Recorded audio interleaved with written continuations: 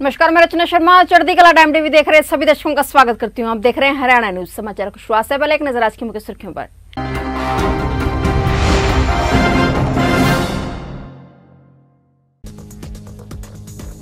कृषि कानूनों में संशोधन करने पर राजी हुई सरकार, किसान संगठन आगे की रणनीति पर करेंगे चर्चा।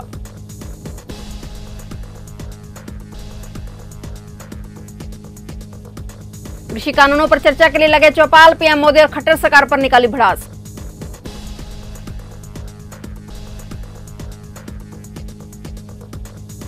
दिल्ली में किसानों का प्रदर्शन जारी, भारी संख्या में दिल्ली पहुंच रहे किसान।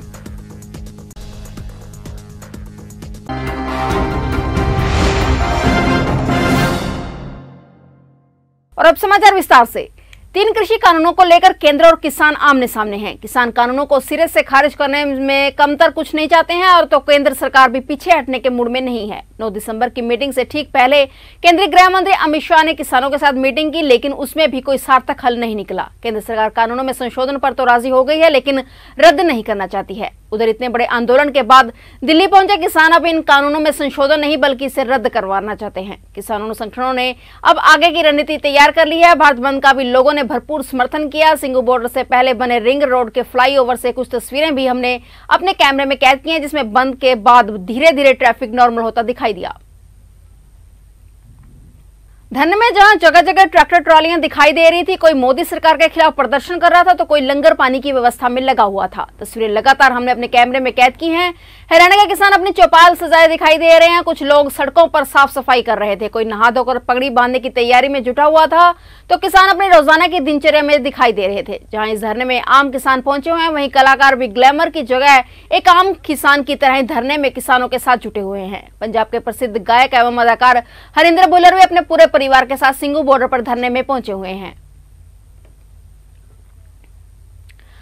भारत बंद की सफलता और केंद्र सरकार में हलचल से किसानों को उम्मीद थी कि जल्द फैसला उनके हक में आएगा। इस बारे में किसानों का क्या कहना है, आप भी सुनिए। सरकार बिल्कुल डरी हुई है। किसान इतनी ज्यादा तादाद में यहाँ पहुंच चुका है कि सरकार को लग रहा है कि किसान बिल्कुल ही सरकार के खिलाफ हो चुका है जी।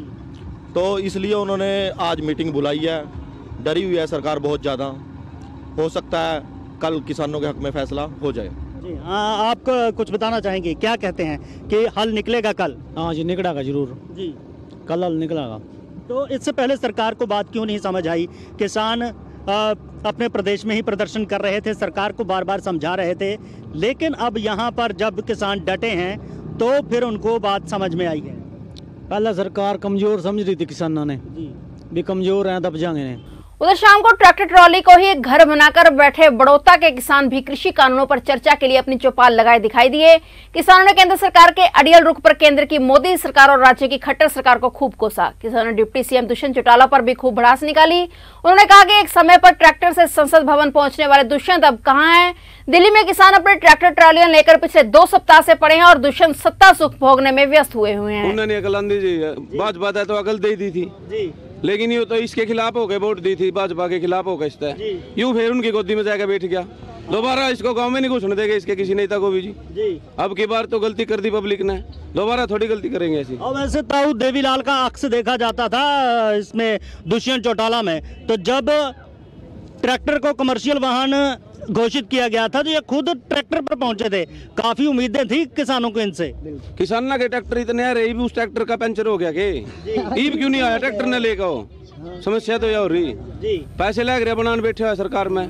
धरने में लंगर और खाने पीने की किसी को कोई कमी नहीं आ रही। पंजाब हरियाणा के किसान एक से बढ़कर एक सेवा में जुटे हुए हैं। बुजुर्ग किसान और युवा लंगर बना रहे हैं, रोटियां पका रहे हैं। धरने में शामिल किसानों को ही नहीं बल्कि आसपास के लोग और हर आने जाने वाले राहगीर को भी लंगर छकाया जा रहा है। किसानों का कहना है कि सरकार को किसानों की मांग मान लेनी चाहिए और जब तक केंद्र कोई फैसला नहीं करता है वह दिल्ली में ही डटे रहेंगे।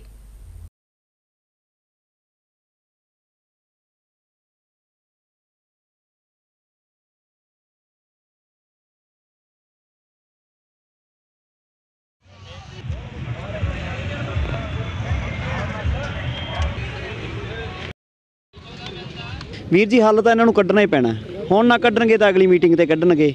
ਮੋਦੀ ਦੇ ਮਨ ਦੇ ਵਿੱਚ ਇਹ ਵਹਿਮ ਆ ਕਿ ਕਿਸਾਨ ਆਪੇ ਠੰਡ ਦੇ ਵਿੱਚ ਡਰਦੇ ਕੁਛ ਇੱਥੋਂ ਚਲੇ ਜਾਣਗੇ, ਕੋਈ ਭੱਜ ਜਾਣਗੇ। ਜਿਹੜੇ 0 ਟੈਂਪਰੇਚਰ ਦੇ ਵਿੱਚ ਆਪਦੇ ਖੇਤ ਨੂੰ ਪਾਣੀ ਲਾ ਸਕਦੇ ਆ ਤੇ ਉਹ ਇਹੋ ਜਿਹੀ ਠੰਡ ਨੂੰ ਕੀ ਗੋਲਦੇ ਦੱਸੋ ਪਹਿਲਾਂ ਤੁਸੀਂ। ਖਾਲੀ ਪੰਜਾਬ ਦਾ ਸੰਘਰਸ਼ ਦੱਸਦੇ ਸੀ, ਪਰ ਜਦੋਂ ਇੱਥੇ ਆ ਕੇ ਪੂਰਾ ਦੇਸ਼ ਡਟ ਗਿਆ ਤਾਂ ਫੇਰ ਪਸੀਨੇ ਆ ਰਹੇ ਨੇ। ਨਹੀਂ ਵੀਰ ਜੀ, ਇਹਨਾਂ ਦੇ ਮਨ ਦਾ ਵਹਿਮ ਆ। ਸਾਡੇ ਨਾਲ ਹਰੇਕ ਮੁਲਕ, ਹਰੇਕ ਪੰਜਾਬ ਦਾ, ਹਰੇਕ ਹਰਿਆਣੇ ਦਾ ਆਦਮੀ ਆ ਕੇ ਸਾਡੇ ਸੰਘਰਸ਼ ਦੇ ਵਿੱਚ ਸ਼ਾਮਲ ਆ। ਸਾਡਾ ਬਹੁਤ ਜ਼ਿਆਦਾ ਯੋਗਦਾਨ ਦੇ ਰਿਹਾ, ਦੁੱਧ ਤੱਕ, ਸਬਜ਼ੀਆਂ ਤੱਕ, ਕਿਸੇ ਚੀਜ਼ ਦੀ ਕੋਈ ਟੋਟ ਨਹੀਂ ਗੀ ਜੀ, ਬਿਲਕੁਲ ਹੀ। ਹਾਂਜੀ, ਅਸੀਂ ਖੁਸ਼ ਹਾਂ ਜੀ ਪੂਰਾ, ਕੋਈ ਗੱਲ ਨਹੀਂ। ਸਾਡੇ ਭਰਾ ਸਾਡੇ ਨਾਲ खड़े आ, जो होगा साडे भरावां दे नाल ही होगा। धरने में शामिल होने के लिए किसान अपने वाहनों और ट्रैक्टरों में नहीं बल्कि किराए के वाहन लेकर भी पहुंचे हैं, जिसके लिए उन्हें वह रोजाना भारी भरकम किराया चुका रहे हैं। मोगा से एक स्कूल बस के जरिए पहुंचे किसानों का कहना है कि वे बस के लिए रोजाना 2500 रुपए का किराया दे रहे हैं और पिछले 10 दिनों से दिल्ली में ही सरकार का विरोध कर रहे हैं। किसानों का कहना है कि उनकी मजबूरी ने उन्हें दिल्ली दरबार तक पहुंचा दिया है, लेकिन दिल्ली के लोग भी उनका दिल खोलकर स्वागत कर रहे हैं। समय सौण की तैयारी भी हो रही है ਤੇ ਲੰਗਰ ਪਾਣੀ ਵੀ ਛਕ ਰਹੇ ਨੇ ਤੇ ਚਰਚਾ ਲਗਾਤਾਰ ਖੇਤੀ ਕਾਨੂੰਨਾਂ ਨੂੰ ਹੀ ਲੈ ਕੇ ਆਉਂਦੀ ਹੈ ਤੇ ਦੇਖ ਸਕਦੇ ਨਹੀਂ ਜੀ। ਅਸੀਂ ਸਾਰੇ ਪਿੰਡ ਵਾਲਿਆਂ ਨੇ ਪੈਸੇ ਇਕੱਠੇ ਕੀਤੇ ਜੀ। 2500 ਰੁਪਈਆ ਇੱਕ ਦਿਹਾੜੀ ਦਾ ਅਸੀਂ ਇਹਨੂੰ ਕਿਰਾਇਆ ਦੇਣਾ ਜੀ। ਬੱਸ ਨੂੰ ਡੀਜ਼ਲ ਸਾਡਾ ਹੋਊਗਾ ਜੀ।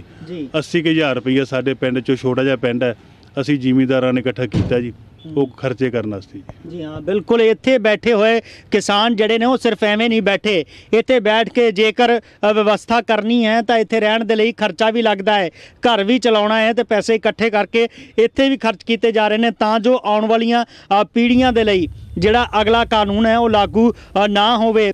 उधर एक तरफ बैठे युवा किसान भी अब अपने किसान नेताओं के आदेश का इंतजार कर रहे हैं। उनका कहना है कि दिल्ली में गांवों के गांव आकर बस चुके हैं। किसानों ने दिल्ली में पहुंच नींव तो रख दी है, अब सफलता का मकान खड़ा करना बाकी है। अब किसानों का संघर्ष किस तरफ जाता है, इस पर हमारी नजर बनी हुई है।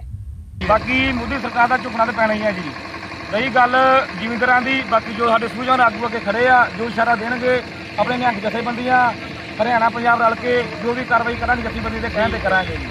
अंबाला शहर में नगर निगम चुनाव आने से पहले माहौल पूरी तरह गरमाया हुआ है। वहीं विपक्ष अलग अलग मुद्दों को लेकर बीजेपी को घेरने में लगा हुआ है। वहीं हरियाणा डेमोक्रेटिक फ्रंट से पूर्व पार्षद दिलीप चावला बिट्टू ने बीजेपी विधायक और सांसद पर आरोप लगाया कि वे पिछले 1.5 साल से शहर में कूड़ा नहीं उठाया जा रहा है, लोगों से इसका टैक्स वसूला जा रहा है। वार्ड नंबर 2 से प्रत्याशी परविंदर सिंह का एक सभा में जमकर बीजेपी पर आरोप लगाए गए।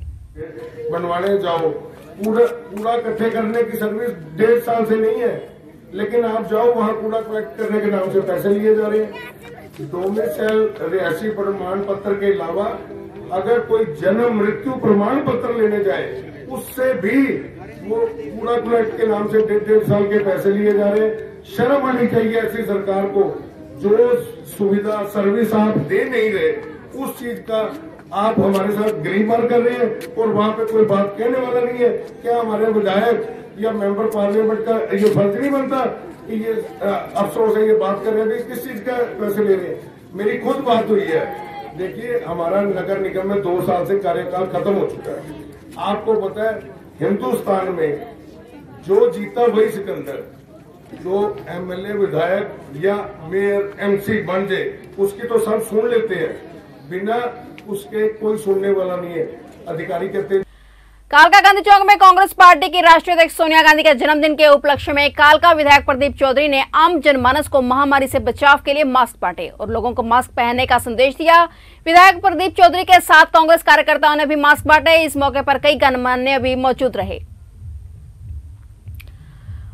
उचाना मंडल के गांव सुदकन खुर्द में किसानों ने हरियाणा के उप मुख्यमंत्री दुष्यंत चौटाला और प्रधानमंत्री नरेंद्र मोदी के खिलाफ जमकर विरोध प्रदर्शन किया। उन्होंने कहा कि आज हम दिल्ली की तरफ कूच करने की तैयारी कर रहे हैं और सरकार को गिराने का काम कर रहे हैं। जब तक सरकार हमारी मांगे पूरी नहीं करती है तब तक हमारा विरोध प्रदर्शन इसी तरह जारी रहेगा। इस मौके पर उचाना विकास संघर्ष समिति के अध्यक्ष अनुराग खटकर व अन्य साथी मौजूद रहे। देखिए, आज सुदकन खुर्द गाँव जो है सवेरे आश्रम में इकट्ठा हुआ था, सारे साथी वहाँ पहुँचे, सबने मिलकर गाँव ने फैसला लिया कि किसान आंदोलन का सुदकन खुर्द गांव जो है पूरा समर्थन करता है, सारे बढ़ चढ़ कर इसमें भाग लेंगे। आज आपके सामने है, सारे किसान नौजवान जो है दिल्ली जाने के लिए तैयार खड़े हैं। आज भी ट्रैक्टर जाएगा, कल भी ट्रैक्टर जाएगा। जिस प्रकार से गांव के लोग ड्यूटी लगाएंगे, आगे भी अगर लंबा आंदोलन चला तो सुदकन खुर्द गाँव की भागीदारी जो है पूरी तरह से किसान आंदोलन के बीच में रहेगी। अम्बाला शहर में नगर निगम चुनाव को लेकर आज भाजपा पार्टी कार्यालय के दफ्तर का शिलान्यास रखा गया, जिसमें भाजपा के चुनावी प्रभारी श्री सुभाष बराला, केंद्रीय राज्य मंत्री श्री रतनलाल कटारिया, प्रदेश प्रवक्ता संजय शर्मा, जिला अध्यक्ष राजेश पटोरा, विधायक असीम गोयल आदि ने शिरकत की। विधायक असीम गोयल ने बताया कि उन्होंने अपने हर एक वादे को पूरा किया। अम्बाला शहर में चली आ रही काफी समय से बस स्टैंड की समस्या को भी उन्होंने एक नया रूप देकर सुषमा स्वराज जी के नाम पर नया बस स्टैंड बनाने की शुरुआत का कार्य भी पूरा करवा दिया है। फिलहाल हरियाणा न्यूज में इतना ही। तब तक के लिए देखते रहिए चढ़ती कला टाइम टीवी और मुझे दीजिए इजाजत। धन्यवाद।